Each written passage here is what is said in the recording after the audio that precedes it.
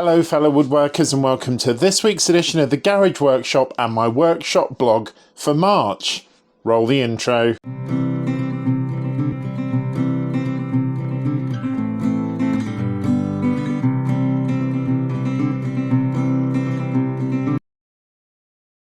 So fellow woodworkers, as always, I'm going to begin this blog with giving you an update on how the channel has grown in the month of March. Now, after two exceptional months in January and February, it's fair to say it's been a bit of a mixed month in terms of channel growth. There's been a little bit less growth than normal in terms of subscribers, and a little bit of a funny situation where I've gained a lot of subscribers, then lost a lot of subscribers, all within a short space of time. But, you know, that is YouTube. And at the end of the day, the most important part of this channel is to produce content that you, my subscribers, will like. So if we look at the key numbers, views are up to 7,700, which is 126 up on last month, bearing in mind how much how good a month last month was. In terms of watch time, again, up to 886 hours, which is about 176 hours more.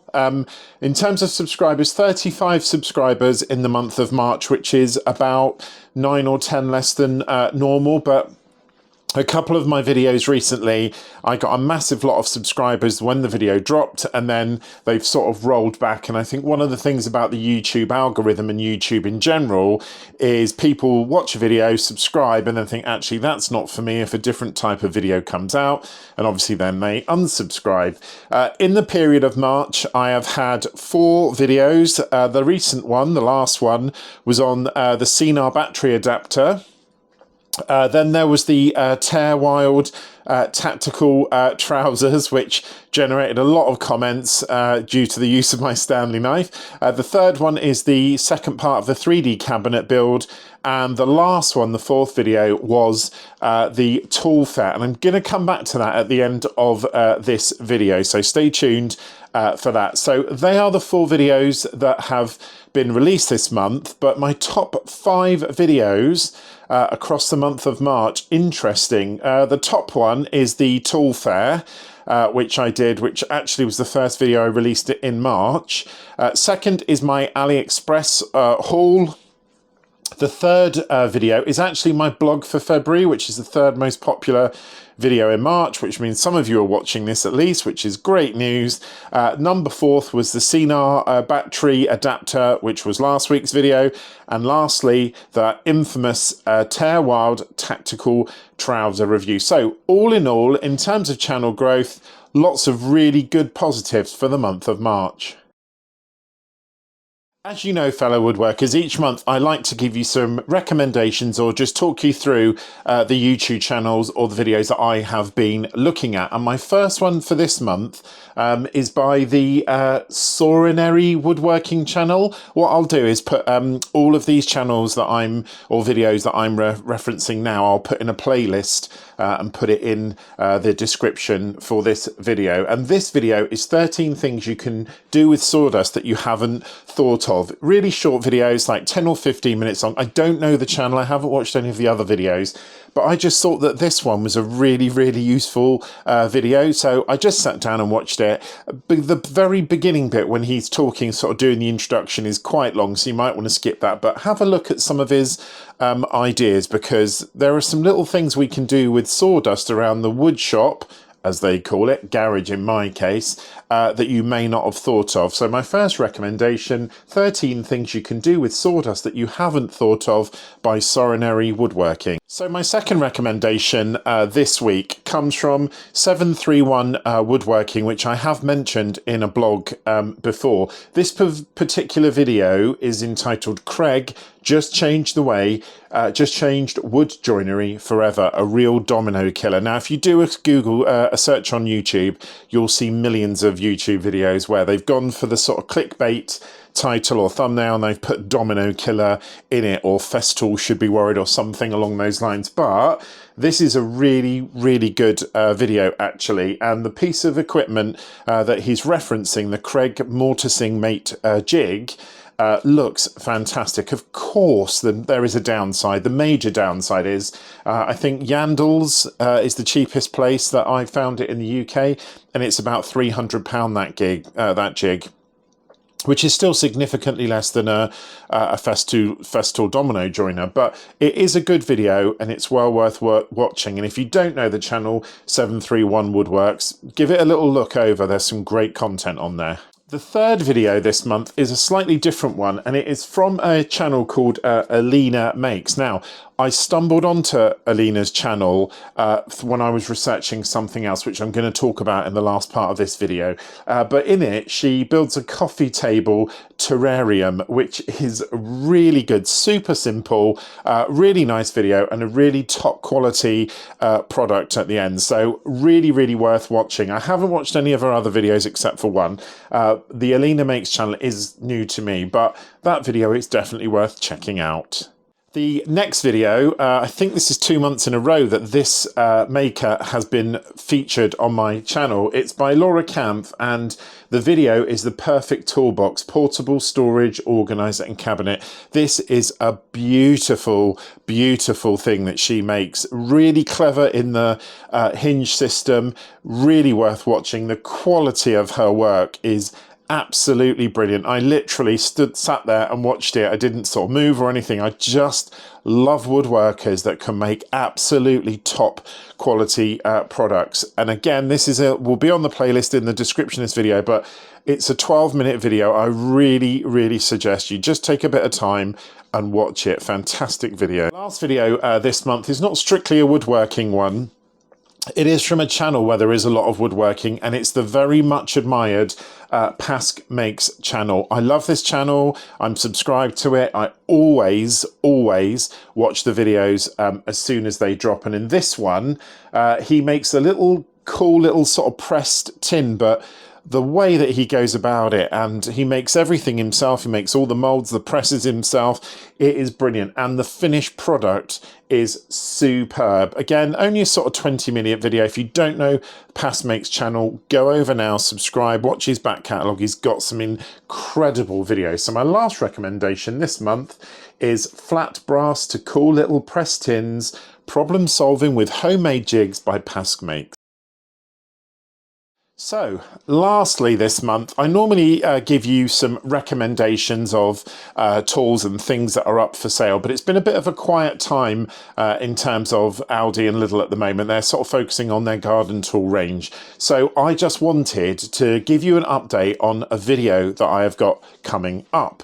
Before I do that, I just want to go back to the CNR PD Nation battery video that I dropped last week. I have to say, I filmed that video a little bit of time ago, and now I've had the chance to use that CNR battery system. I have to say, I am really impressed with it, and I don't know if I got across in the video enough the universal nature of it. And one of the comments, I can't remember who it was by, said, oh, well, it's not universal if you have to keep buying the adapters. The universal bit is the actual battery that sits on the bottom. It's a really high powered battery. I've used it in my Airstrike gun now, as well as my impact driver Ryobi. I've also used it on my Ryobi hand sander, and that is a powerful battery. So that's the first thing. And the second thing is the adapter. Now, I've used it a few times, because when I said in the video it was a bit stiff, it's actually sort of given or got a bit used to coming on and off the battery. So that CNR battery system is a recommendation. If you're considering changing your battery, then please do have a look at it. I've got no skin in this game. They're not paying me. There's no affiliate link or anything. But for woodworkers, a lot of woodworkers like myself, where budget is a tight consideration, well worth a look. So the update relates to my video on the tool fair. If you've seen that video, again, I'll put a link to all of the videos released in March in the description for this video. You will see that I talked about SawStop, and I just want to go back to the discussion that's going on around it. The reason that I found the Alina Makes channel that I referenced earlier is because there is a section on one of her videos where I think it's her husband actually gets his finger caught in a SawStop saw, and it does what it should do. The emergency system comes in. Luckily, he only loses a bit of his fingernail. But I have sort of started to delve into SawStop quite a lot. And this all references from Dean's video, which I talked about, I think it was last month. I've done quite a lot of research now. When I was at the tool fair, I had the opportunity to really grill Michael Davis, who is the person in charge of SawStop in the UK. And I had a sort of really good chat with him about the product, about how it came back. I've done lots of research. The 731 video from Matt at 731 Woodworking around the situation in America, where there's discussions about forcing table saw manufacturers to put this technology into their table saws. There's a huge amount of interest in these saws at the moment, and this week, which will be next week when you've watched this, last week when you've watched this week I'm actually going to be interviewing Michael Davis on the channel. It will come as part of a sort of tool review probably in the next 2 or 3 weeks. And I'm going to address some of the concerns that I know are out there in YouTube land and in the wider world. So please put a comment on this video if you've got an opinion on SawStop, if you've had any, if you've got one or you've had any uses of them, you've had any sort of interaction, and just give me your general feel of whether you like the product or not. Now, for me, I'm undecided on it, but when I interview Michael, I will be asking him the questions that come up through these channels and through other channels regularly, you know, about the costing of the actual saw. You know, for a sight saw, the smaller sort of compact sight saw, you're looking at £899, and for the sort of job site contractor saw, you're looking at £1 off £1,500. So I'm going to be addressing that. I'm going to be addressing the actual cost of replacing the system, because obviously when the SawStop system is triggered, not only do you have to replace the cartridge, you have to replace the blade, and that's fine if you're using a £30 sort of entry-level SawStop blade, but they take all sorts of blades. If you've got a £100, £150 top quality blade in there and the mechanism is triggered, not only do you have to pay the £79.99 replacement cartridge cost, which I think is too high, and I will address that with Michael, or I'll talk to him about that, but you've also got to potentially replace the blade. So you are looking potentially at somewhere around, if you've got a good blade, you're looking at £150, £200 even possibly to replace it when it's triggered. So I will be discussing all of those things with him. It's going to be a really open interview. I've already spoken to him. He knows very much the areas that we want to cover. So please look out for that video, which will be coming up in 2 or 3 weeks. So fellow woodworkers, that's the end of this blog. One of the things that I'm starting to do on this channel is actually restrict the timings. I know I always say that, but I really am cracking down on the timings of the videos, which is why you notice now my tool reviews don't say 10-minute tool review, they just say tool review. I'm changing a few little things around the channel as well. I'm looking at how I generate the thumbnails differently and how I title the videos. I know I'm not very good at playing all that, the YouTube game. I always have the same sort of thumbnail, as you know, but I am going to have a little bit of a switch up. So I hope you've enjoyed the video. Please let me know in the comments any of the channels that I've mentioned or any of the issues that we've talked around SawStop.